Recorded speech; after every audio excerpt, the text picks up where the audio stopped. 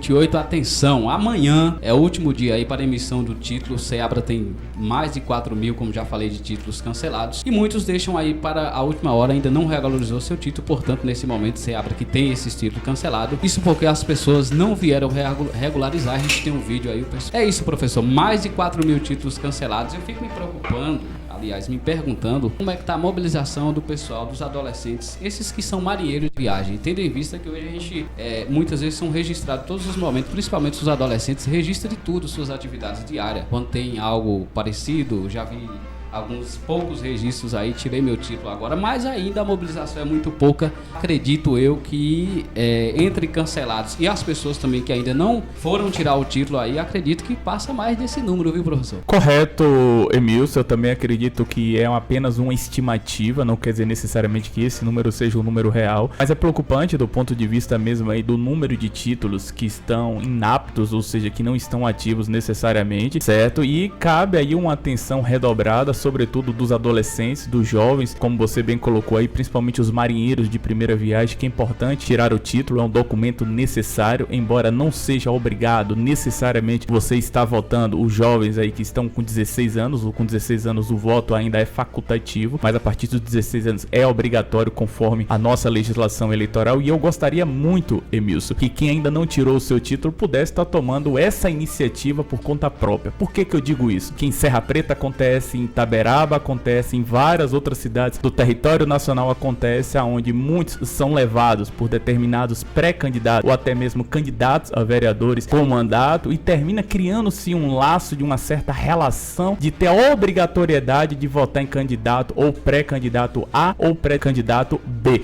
sendo que essa questão do voto vai muito além necessariamente dessa ajuda, desse suporte que qualquer cidadão pode prestar a um adolescente, a um jovem, sobretudo do ponto de vista da orientação, de tentar fazer ele entender a importância de tirar esse documento, mas sem criar essa dependência do voto. O seu voto, ele não pode estar condicionado a candidato A ou a candidato B, no caso aos pré-candidatos, apenas porque ele levou você ou porque ele deu essa ajuda, porque ele cedeu o seu transporte. Infelizmente, como eu disse, isso acontece muito. Como eu disse, dei o exemplo na minha cidade, em Itaberaba, e eu acredito que em Seabra, em várias outras cidades, não é diferente. Por isso que eu disse, gostaria muito que as pessoas pudessem, por livre e espontânea vontade, estar indo até o fórum, até o cartório eleitoral e podendo tirar o seu documento sem depender exatamente de pré-candidato A ou pré-candidato B. Embora esse serviço pode ser prestado para qualquer cidadão, pode prestar esse serviço sem necessariamente criar esse elo, porque infelizmente esse elo é criado. Não é isso, Débora?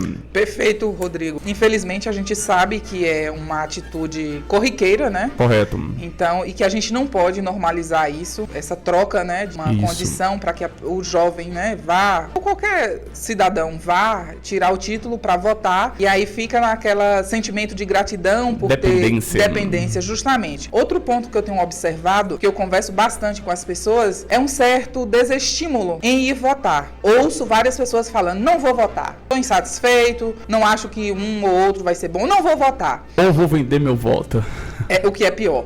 Mas assim, o que as pessoas têm que entender é o seguinte: por mais desanimador que seja o cenário político de sua cidade, e aí eu não me refiro somente a Seabra, deixar que o outro escolha por você não é a melhor opção, porque alguém vai ocupar aquele espaço. Então, eu percebo muito que as pessoas estão falando, não vou votar, e isso também acaba interferindo nessa questão desse dado, porque talvez as pessoas não estejam tendo mesmo de fato interesse de regularizar o título, mas cabe essa reflexão. Alguém vai ocupar esse espaço. E você, que não foi lá depositar o seu voto, como é que você vai cobrar depois? Se você não foi lá fazer com que alguém, pelo menos uma tentativa, tente o novo, tente uma opção. Se não foi, se não fez um bom trabalho, não dê mais o seu voto. Procure outro. Uma hora vai chegar alguém que de fato vai fazer o que tem que ser feito. Correto, Débora. Esse envolvimento com a vida política é importante. A gente não pode cair nessa narrativa que nada muda, porque assim, as poucas mudanças que temos, ela vem por trás do processo democrático, começa com o voto, certo? E cabe você estar estudando o seu pré-candidato, estar estudando melhor, sabendo de fato em quem você vai votar. Eu acredito que vale a pena tentar essa experiência, até porque quando a gente se isenta desse processo, os maus políticos se aproveitam. A gente precisa lembrar que os maus políticos são eleitos principalmente diante do silêncio dos bons, ou quando a gente não ocupa esses espaços, os maus políticos se aproveitam feito e muitos deles